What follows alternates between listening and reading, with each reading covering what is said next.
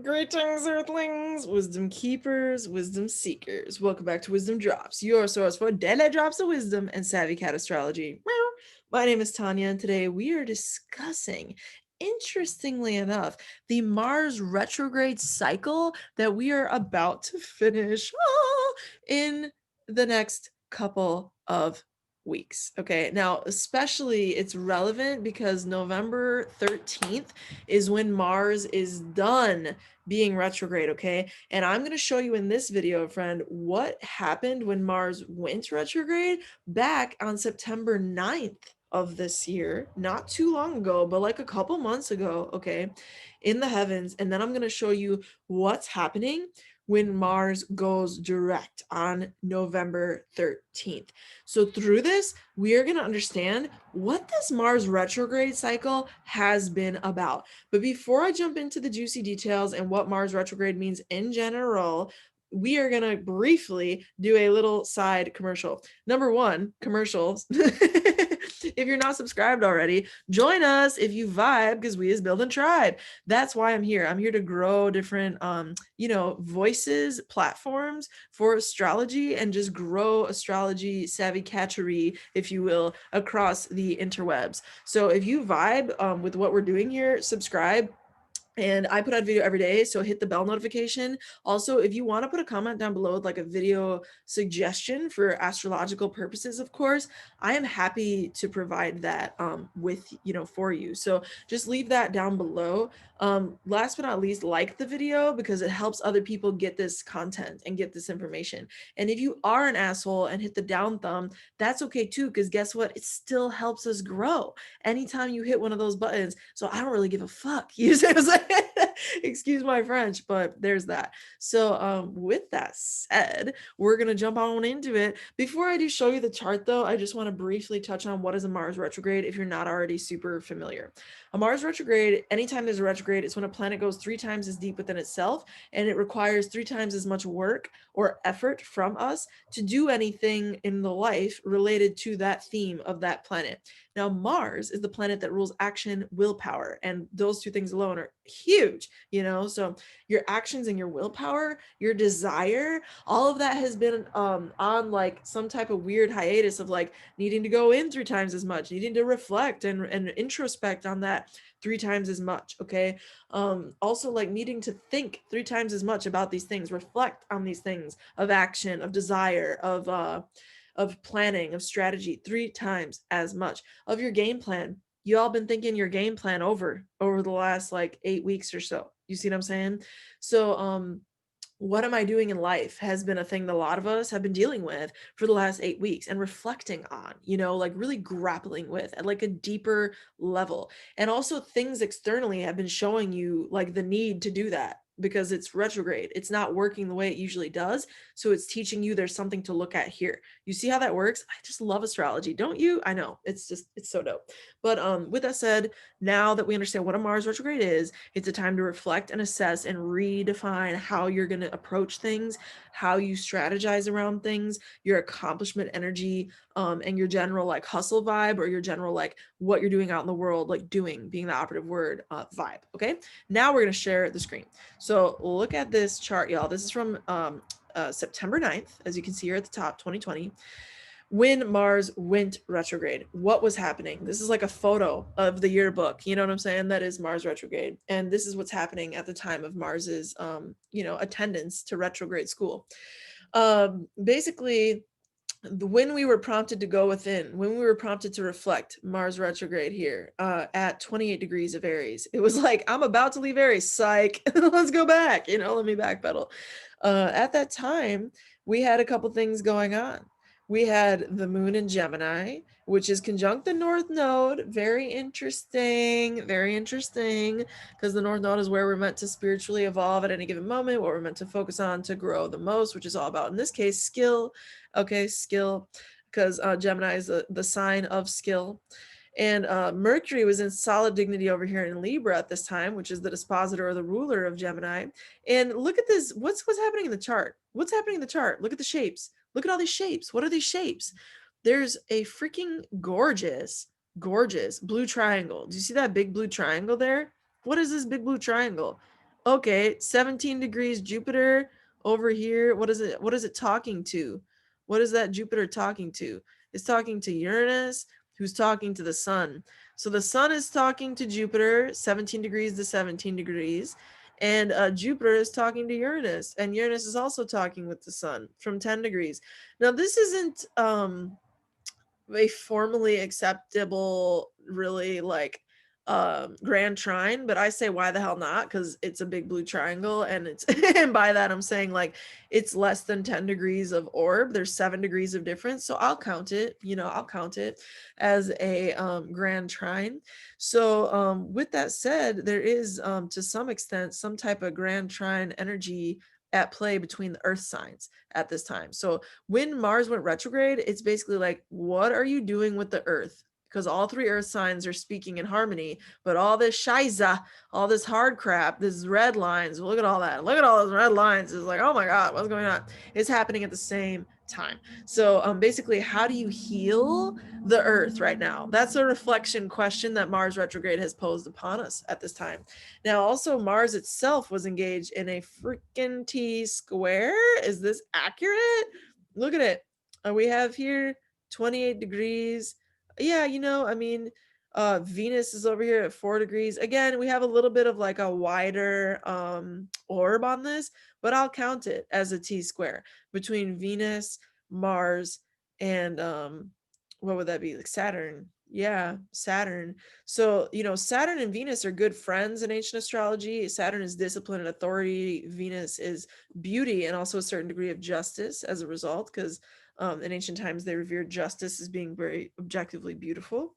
And Mars, the planet of will. So how are we enacting justice right now? And how are we embodying some type of love that is benevolently driven in nature? Because Venus is in the sign of Leo at the time this happened, which is the sign of God. Leo's the sign of God. That's why some Leos think that they're the center of the effing universe, because they're ruled by the sun, which is the center of our freaking like solar system. And it is divinely benevolent. Leo vibes are pretty. They are warm. They are holy at a certain level. They can go wrong, like any vibration of the zodiac, right? But with that said, Mars is like, how do we build justice? Venus. That's why Libra is associated with justice, because Venus is, you see how that works, and it's an air sign. Anyway, I digress. The ruler, that is, Venus is the planetary ruler of Libra. Anyway, how do we build justice that is godlike? That's what I'm seeing in this. And how do we build our systems to reflect that? Because Saturn is the planet of systems and the sign of structure, Capricorn. So, and they're opposing each other. So they're having this like conversation, this psychological debate, or this like psychological kind of like conversation of like, what do we need to do to make this work? What do we need to do to reconcile? And these are friends in ancient astrology, so they want to reconcile. Venus and Saturn, they want to reconcile. It's not like they want to remain at war. And, both of them are in, halfway decent dignity. Venus doesn't totally like love it, and Leo, but I don't really see a damn thing wrong with it. Venus and Leo is a fun energy. So with that said, I do also think that Mars retrograde was posing to us this question of what do we do with this justice concept, and how do we make our systems reflect it? And it was also, look at this other energy that's the T square of the moon at this time, 14 degrees moon to 17 degrees sun to Neptune. That's a much tighter orb on that in this T square. So, again, Mars is the apex point of this T square. So it's asking us to really apply energy to like, what do you do? It's the apex point of that triangle. You see that? So it's really like, no, what do you do though? Like, what do you do about this situation? And this is the planet of the spotlight, after all, of this video. And then also over here, the moon was at the apex of this. So it was like, you need to grow your skill. North Node and moon at the apex of this T square. You need to grow your skill. You need to grow how you handle things from a place of skill and a place of having craft, so, and that's to reconcile like the divine consciousness and what needed to happen with that sun in Virgo over here, and divine benevolence, because Neptune in a higher vibration is divine benevolence, altruism, compassion, empathy. How do you grow that in a way through applying skill in a way that employs the brain, Gemini, to do that. And this is very much so the spiritual call of this time when Mars went retrograde, because the North Node is conjunct the moon. Look at this. We need to move on. Okay, we're going to move on. Now you understand what was happening. This was the call. In other words, before I move on, this was the call that Mars retrograde was putting out to us. You understand? That was what Spirit wanted us to deal with in this cycle. Now, let's look at November 13th, because this is going to be really interesting to kind of put this puzzle piece together. Okay. Zooming on in, November 13th, 2020.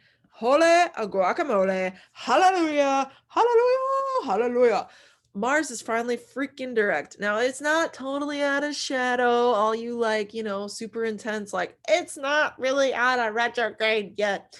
Chill, because it's out of retrograde. I don't really care. It's not out of shadow till late December. So yeah, the new year is so new for so many astrological reasons. And yes, I'm not totally dismissing the relevance of a, shadow period or whatever, because it's there for a reason. But Mars is moving direct. That's what you need to understand. And Mars is forward moving, meaning it has a sense at this point. Our willpower, our desires, our actions, our strategy, our accomplishment energy of how to direct it, our general energy, our director energy, what do you do? That energy is finally coming to some clarity at this point in time about what it is it does need to do. It can finally be a freaking general again and feel like it's gaining ground and feel like it's actually doing what it needs to do. And it's in its own sign of Aries. So it's ready to do it. It's ready to do it. It's passionate, it's ready, it's there, it's able, and it does it. A starting effective November 13th of 2020. Now, this is gorgeous because remember how at the last one we just viewed, Mars was at the apex point of a T-square. Now, interestingly enough, the tides have changed. And again, by counting a wider orb, it's not official super close orb, but still it's a T-square that it's engaged in again, because Pluto's at the apex this point, and this is the day after the exact conjunction of Pluto and Jupiter. I just did a video on that too, actually. If you want to learn more about that, it's going to really influence your understanding of what's going on mid-November if you do, because that is in and of itself a huge topic that I don't even mention Mars in, so other than to reference this T-square. So just be aware that's also happening, holy freaking guacamole. With this, the V sextile and the T square at it. But Mars is going forward now with this millionaire conjunction kind of thing, in opposition with Venus. So Mars is still, the justice that Venus opposite Saturn. Remember when Venus was over here in Leo opposite Saturn? Okay. The justice that was being called on is now coming home to roost because Venus is in her own home sign of Libra. Isn't that beautiful? But it's still tension. But now it's tension where passions are running high. And what was previously a more reflective thing with this, I'm just going to be the justice that I want to see in my unique world of Venus in Leo. Okay. And that's somehow causing reflecting justice over the last 8 weeks or so of this retrograde cycle. Now you're justice has come home, baby. Venus is in her own sign and she's opposite Mars, and they're both direct now. So they're both in their own sign. Mars is in its own sign. Venus is in its own sign.